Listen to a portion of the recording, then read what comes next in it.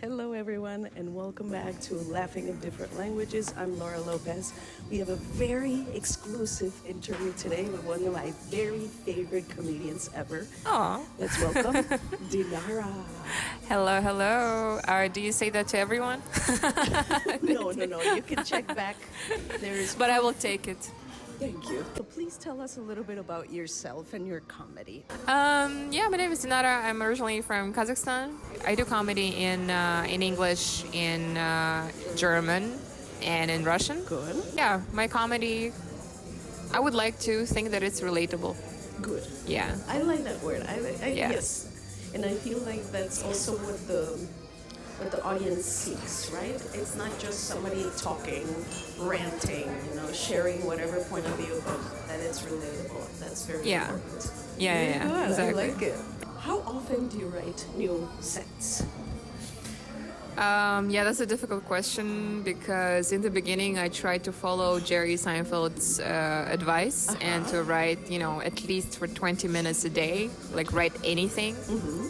But of course, I don't know, for me it's not realistic. Mm-hmm. So I don't think I have a good discipline in terms of writing because sometimes I don't write for weeks. Yeah. And then in 1 week I can write, 10 minutes. Yeah. Yeah, for sure not tight stuff, but like something to test. So I don't know how often. It's really hard to answer that question. Do you have any taboo topics? Anything you personally do not want to touch at all in comedy? So far, I did not restrict myself, I think, but also I joke about things that happen in my life with me. So I'm very self-centered. Mm-hmm. Yes, I can relate to that. Just kidding. Yeah, I don't really do much, jokes about what's happening in politics nowadays, or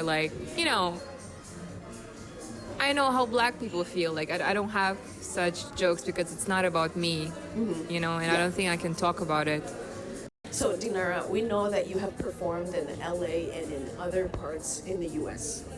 How do those shows compare to the shows in Europe? What would you say is the biggest difference? Less audience members. How about that?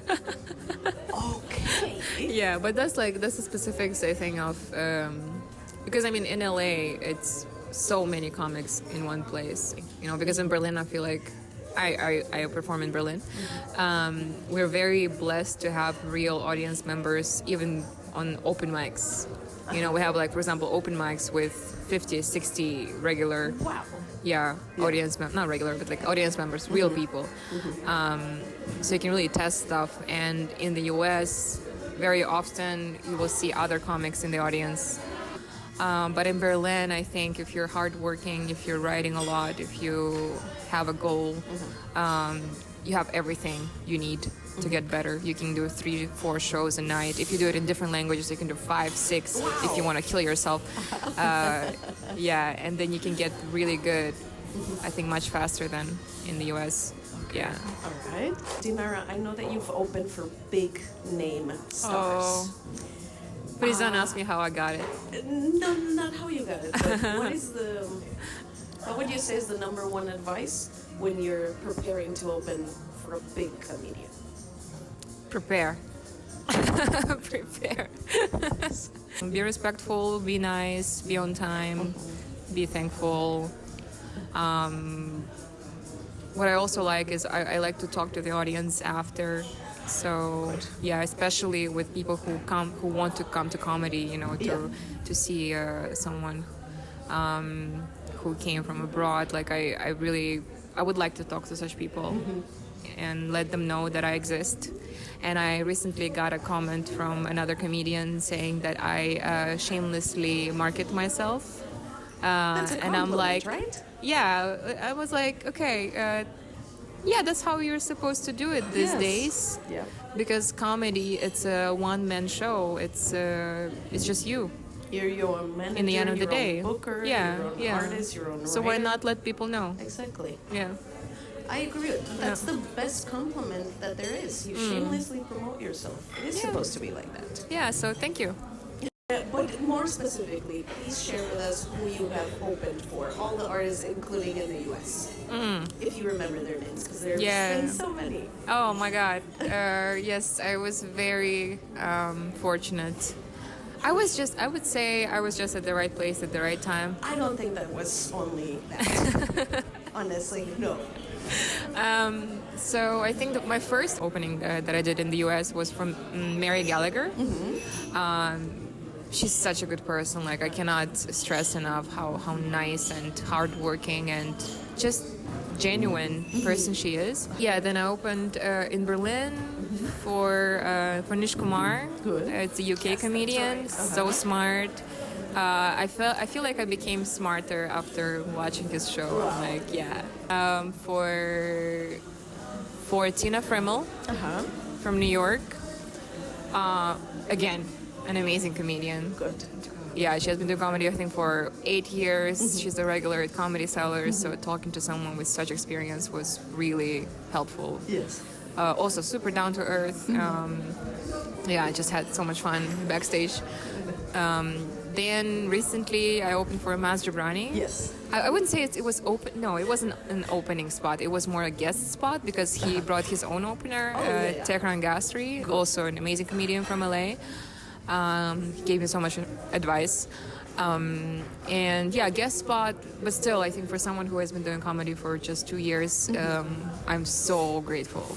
Exactly. Yeah, yes. it was awesome. You're getting noticed. There's clearly talent here. Oh, thank you. What would you say is the main difference you've noticed performing in English, German, and Russian? I mean, in the end of the day, if you're funny, you're funny. It's always a plus in comedy. Anyways, I think it's the audience. I would say writing jokes for me, it's easier in English. Just how the sentences are built, and we've been consuming, I think, pop culture, media, everything in English. I've moved abroad when I was 17, so basically my whole adult life was in English. Yeah, yeah. So sometimes it's hard for me to write jokes in Russian, like off the bat. So I usually, although my first language is Russian, I usually translate jokes. And then I have to test them multiple times to make sure that they work. And also the Russian audience is different from English-speaking one, Russian-speaking, I mean. How so? I would say they're more demanding. Yeah, so they come to the show with an attitude like, entertain me. Make me laugh. Make me laugh, I'm ready.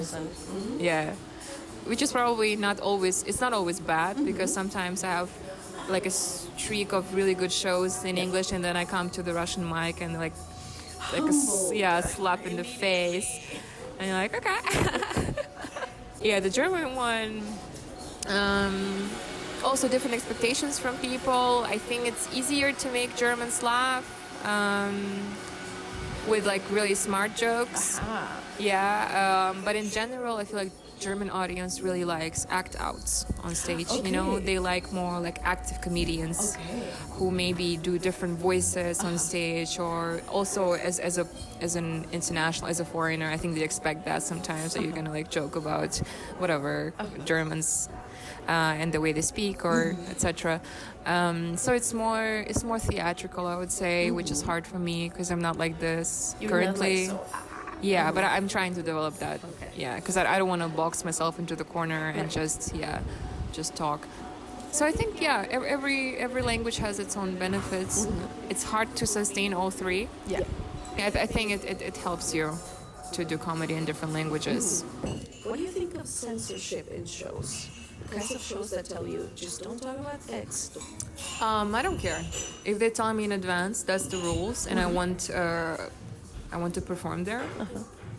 I will do that. I don't care. Yeah, if you don't agree with that, don't perform there. It's so easy. Easy as that, right? Yeah. Although, if there is a show where they say only male comedians allowed, no, that's not. Yeah. I mean, sure, I'll just not perform there. Exactly. Yeah, yes. There was this one time actually when, I won't say what language it was in, but there was a show, and there was an equal amount of men and women. And then one female comedian said, Oh my God, there's too many women in this show. Equal amount. It was 5 and 5. Yeah. But that's crazy that even women like think that like this. I mean, of course, it comes from inequality that was created by men, and also like a lot of women. Like sometimes I feel like in Kazakhstan you get more harm from fellow women than from men, But it was kind of like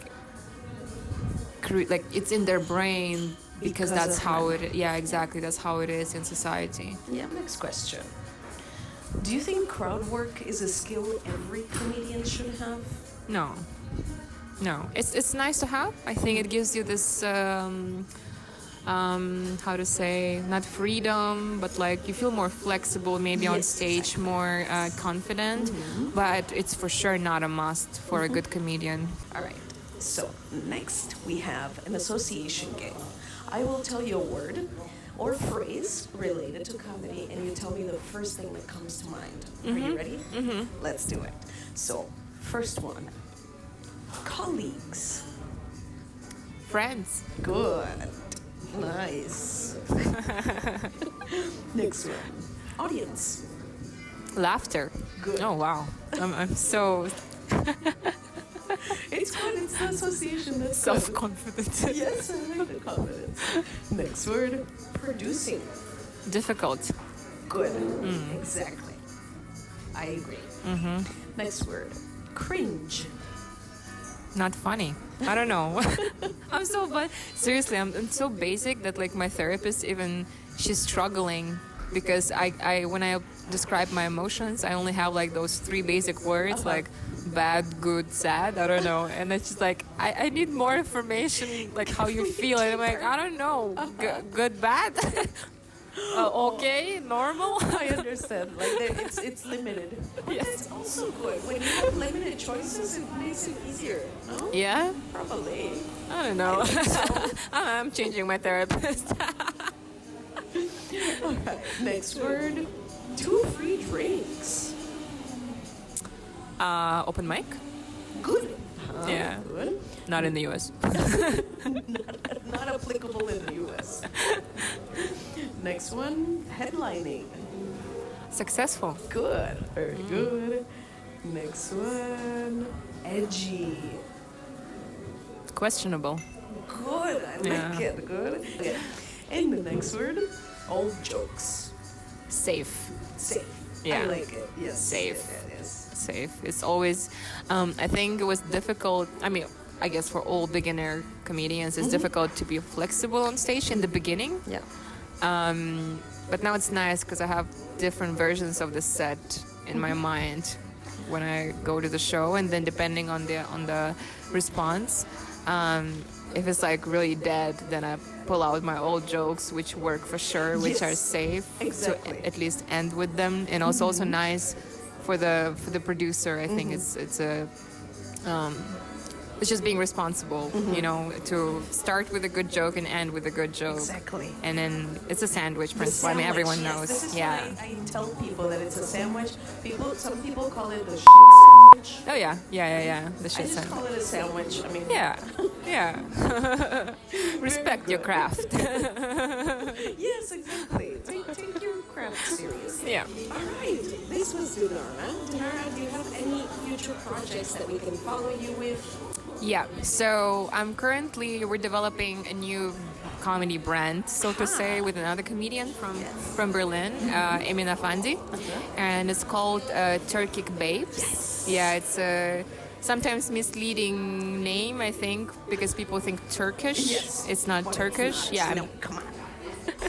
and it will be a long-term project. We're gonna have a podcast, then a YouTube show, very versatile show, not just one thing, but many different things, interviews, a cooking show.